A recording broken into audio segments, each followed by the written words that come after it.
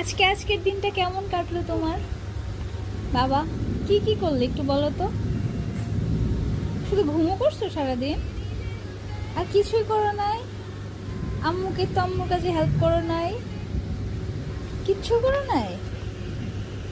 হ্যাঁ, কি করছো একটু বলো শুনি। বলো না। হেই হেই, আব্বু।